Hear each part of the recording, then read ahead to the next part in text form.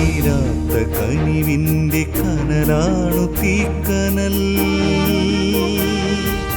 അണയുവാനൊരുങ്ങും ഈ ചാരത്തെ അഗ്നിയായി മാറ്റിടും തീക്കനൽ. തീക്കനൽ, തീക്കനൽ, തീക്കനൽ.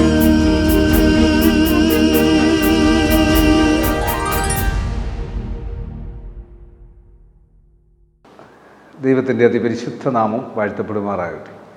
ഈ വചനം കാണുന്ന കേൾക്കുന്ന എല്ലാവരുടെ മേലും ദൈവത്തിൻ്റെ ശക്തി അമിതമായി വ്യാപരിക്കട്ടെ എന്ന് പ്രാർത്ഥിക്കുന്നു. വിശുദ്ധ ലൂക്കോസിൻ്റെ സുവിശേഷം 2-ാം അധ്യായത്തിൻ്റെ 36-ാം വാക്യത്തിൽ ആശേർ ഗോത്രത്തിൽ ഫനുവേലിൻ്റെ മകളായ ഹന്ന എന്നൊരു പ്രവാചകി ഉണ്ടായിരുന്നു.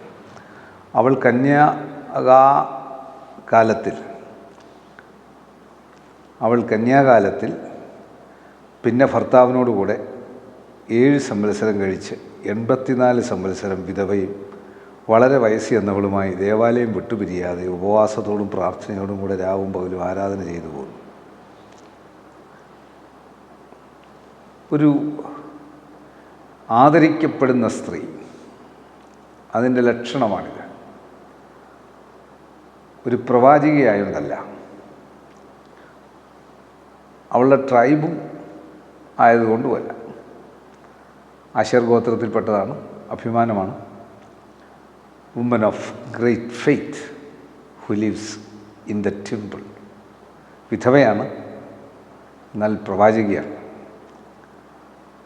യേശുവിനെപ്പറ്റി ഉള്ള പ്രവചനം പോലും ആ 38-ാം വാക്യത്തിൽ, ആ നാഴികയിൽ അവളും അടുത്തിയെന്ന് ദൈവത്തെ സ്തുതിച്ച് യെരുശലേമിൻ്റെ വീണ്ടെടുപ്പിനെ കാത്തിരുന്ന എല്ലാവരോടും അവനെക്കുറിച്ച് പ്രസ്താവിച്ചു. കർത്താവായ യേശുക്രിസ്തു ഭൂമിയിലേക്ക് വരുന്നതിനെ പറ്റി പോലും അവൾ പ്രവചിച്ചു. മഗ്ദലക്കാരത്തി മറിയ ഒരുപക്ഷെങ്കിൽ അവൾ ഒരു അപ്പോസ്തലന്മാരുടെ തന്നെ മുഴുവൻ പ്രവർത്തനം ചെയ്ത ഒരാളാണ്.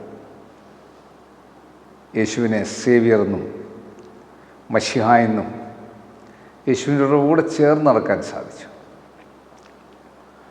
സ്ത്രീകൾക്കും കർത്താവിൻ്റെ വഴിയിൽ കർത്താവിൻ്റെ ഭാഗമായി തീരാൻ സാധിക്കും.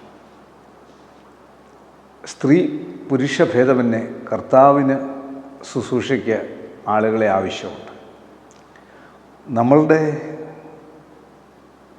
ദൈവം നമ്മളെക്കൊണ്ട് ഉദ്ദേശിക്കുന്നത് അത് നമ്മൾ ചെയ്തെടുക്കണമെന്ന് മാത്രം. അതുകൊണ്ട് ഈ വചനം കാണുന്ന കേൾക്കുന്ന എല്ലാ സഹോദരിമാരും അമ്മമാരും കുഞ്ഞുങ്ങളും കർത്താവിൻ്റെ വഴി തിരഞ്ഞെടുത്ത് മുൻപോട്ട് പോകുന്നത്, പുരുഷന്മാരും അപ്രകാരം തന്നെ. എന്നാൽ ഏത് സാഹചര്യത്തിൽ 84 വർഷമാണ് അവിടെ ഫെയ്ത്ത്, വിശ്വാസം കളയാതിരുന്നത്. ആ 7 സംവത്സരമേ ഭർത്താവിനോട് ജീവിച്ചുള്ളൂ. പിന്നെ 84 സംവത്സരം അവൾ വിധവയായിട്ട് വളരെ വയസ്സ് എന്നവളുമായിട്ടാണ് ദൈവസന്നിധിയിൽ പ്രവേശിക്കുന്നത്. ആ ഒരു വലിയ കാഴ്ചപ്പാടോടുകൂടി ദൈവത്തിൻ്റെ സാന്നിധ്യം, ദൈവത്തിൻ്റെ കൃപ ഇത് കാണുന്ന കേൾക്കുന്ന എല്ലാവർക്കും ഒരുപോലെ ദൈവം നൽകട്ടെ. കണ്ണടയ്ക്കാൻ പ്രാർത്ഥിക്കാം. കർത്താവേ, പരിശുദ്ധ പിതാവേ, ഞങ്ങളുടെ അമ്മമാർ, ഞങ്ങളുടെ സ്ത്രീകൾ, ഞങ്ങളുടെ പെൺകുഞ്ഞുങ്ങൾ, ഞങ്ങളുടെ സഹോദരിമാർ കർത്താവിൻ്റെ കരുണയ്ക്കായി യാചിച്ചുകൊണ്ട് ഹന്നയെപ്പോലെ ദേവാലയം വിട്ടുപിരിയാതെ വിശ്വാസത്തിൽ ഉറച്ച് പ്രതികൂല സാഹചര്യങ്ങളിൽ കർത്താവിൽ നിന്നും അകലാതെ നിലനിൽക്കുവാൻ സാധിച്ച ആ വലിയ അനുഭവം ഈ വചനം കാണുന്ന കേൾക്കുന്ന എല്ലാ പ്രിയപ്പെട്ടവർക്കും ഒരുപോലെ നൽകണമെന്ന് പ്രാർത്ഥിക്കുന്നു. സഹധർമ്മിണിമാർ, നഷ്ടപ്പെട്ട ഭർത്താക്കന്മാരും പുരുഷന്മാരും സഹോദരന്മാരും ആൺകുഞ്ഞുങ്ങളും ദൈവത്തോടുള്ള ബന്ധം മുറുകെ പിടിച്ച് മുൻപോട്ട് ജീവിക്കുവാൻ ഈ വചനം ബലം നൽകണമേ. ആദരിക്കപ്പെടുന്ന സ്ത്രീയായി, ആദരിക്കപ്പെടുന്ന പുരുഷനായി, മറ്റാദരവുകളേക്കാൾ ഉയർന്നിൽ യേശുക്രിസ്തുവിൻ്റെ ആദരവുള്ള വ്യക്തി, യേശുക്രിസ്തു ആദരിക്കുന്ന വ്യക്തിയായി തീരുവാൻ ഈ വചനം കാണുന്ന കേൾക്കുന്ന എല്ലാവർക്കും കൃപ നൽകണമേ.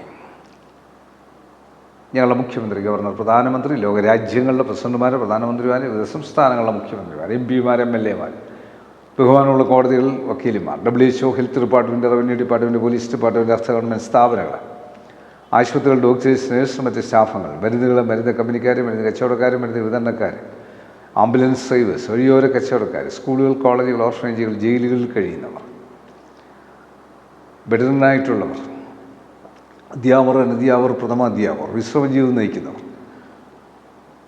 ഫോട്ടോഗ്രാഫേഴ്സ്, ചാനലുകളിൽ ശുശ്രൂഷ ചെയ്യുന്നവർ, മാധ്യമപ്രവർത്തകർ, ലോകമെമ്പാടുമുള്ള എപ്പേർപ്പെട്ട വ്യക്തി ജീവിതങ്ങൾക്കും യേശുക്രിസ്തുവിൻ്റെ സാക്ഷികളായി തീരുവാൻ ഈ വചനത്തിൻ്റെ ശക്തി, ഈ വചനത്തിൻ്റെ മർമ്മം, ഈ വചനത്തിൻ്റെ അന്തസ്സത്ത ഉതകണമേ. യേശുവെ നന്ദി, യേശുവെ സ്തോത്രം, യേശുവെ ആരാധന, യേശുവെ മഹത്വം. യേശു മൂലം പ്രാർത്ഥന കേൾക്കണം നല്ല പിതാവേ, ആമേൻ. God bless you.